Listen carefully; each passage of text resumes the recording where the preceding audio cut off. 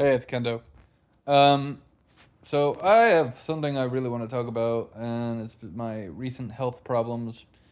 Many might know that I recently you know, was in the hospital.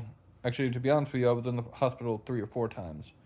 I was trying to see what the problem was. They discharged me like 3 or 4 times and told me nothing was wrong, basically, and that my blood work came okay, liver was fine, uh, kidneys were fine, my appendix is fine. They say nothing's wrong with my appendix, but there is some there is some pain going on, and they did notice that the last time um, I was there. So I ended up looking up all the symptoms that I had been going through in that time.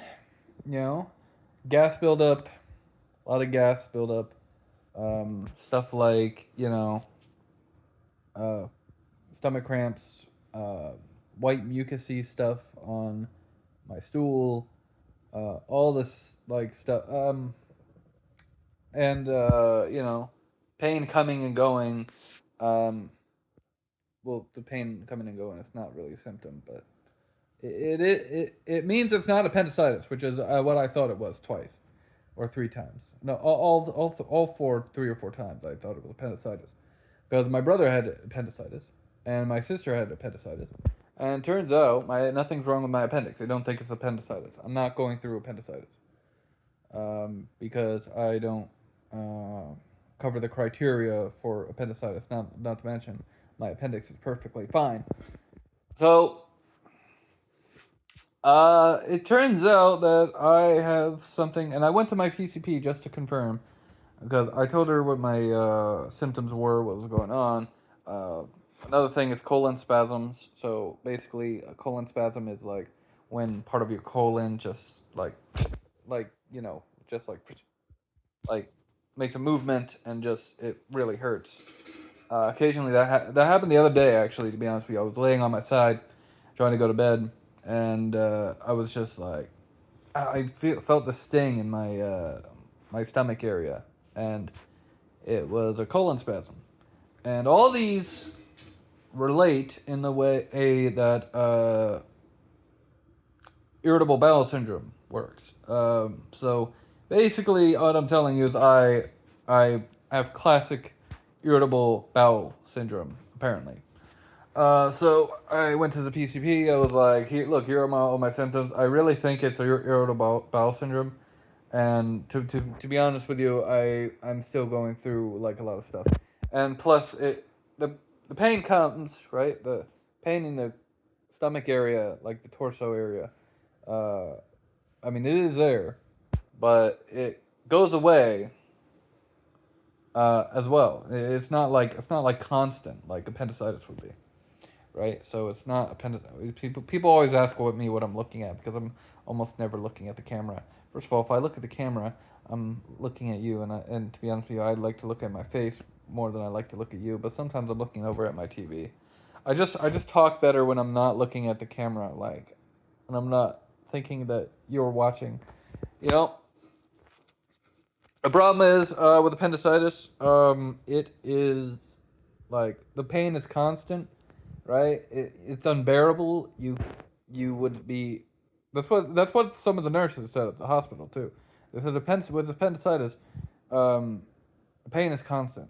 It keeps happen like it gets worse and worse and worse, and you would be crying basically. That's what my sister said too, because she had appendicitis. She also has irritable bowel syndrome, and in some way, irritable bowel syndrome, from what I was told, is genetic. So multiple people in the family can get it. So I mean, apparently I have classic irritable bowel syndrome, which is not fun. Let me tell you, because there's a lot of gas buildup. You have to like burp a lot, um, and fart a lot, and it just sucks. I have to defecate myself quite often, more often than usual. Now, normally I would have been able to go 3 days without defecating myself. But now it's like once every maybe 3 or 4 times every day, and it kind of sucks, to be honest with you. And if I don't go for longer than that, I start feeling pain. I start feeling a lot of pain. Right now, it's like I'm not really in pain. I'm not. Uh, well, I say that, but I'm still suffering symptoms. But it's not really bad. I'm manageable right now. Actually, to be honest with you, half an hour ago, I felt great. Um, so basically, what irritable bowel syndrome is, it's the brain. Uh, it's a disconnect between the brain and stuff happening in your torso. Your body and your torso. So basically, all the stuff happening in my body, sending a signal to my brain, and the signal is just writhing pain. Uh, when I'm having a movement, like stuff is moving through me. And to be honest with you, I haven't eaten anything yet. I had a burger earlier and I had some wings, uh, but I haven't really like eaten since earlier, like around noon. Maybe I ate at 1 o'clock. When did I have the wings? I might have the wings around 1 o'clock because I worked till 3 today. And well, yeah, yeah. So I mean, it is what it is, guys. It is what it is. I guess my point with this video is that if you think you're gonna reach your 30s and not have any health issues, unfortunately speaking, that probably won't happen. Look, I'm 31 now. I started getting health issues late 30, like technically in my late 30s. I started having health issues for some reason. When I was 29, I was perfectly fine. I was having no health issues. Maybe I occasionally got sick, but that's just well. Actually, to be honest with you, I didn't really get sick in my 29th year of living.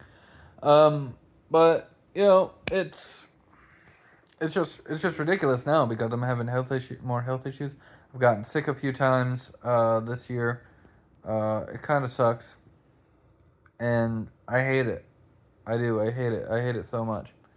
I wish I would not have to suffer, you know, health issues and at 31 and 30, and only gonna get worse from here. As my sister tells me, it's only gonna get worse from here. Basically, I am going to get a lot of health issues in the next few, years, and probably I don't think I'm anywhere close to that.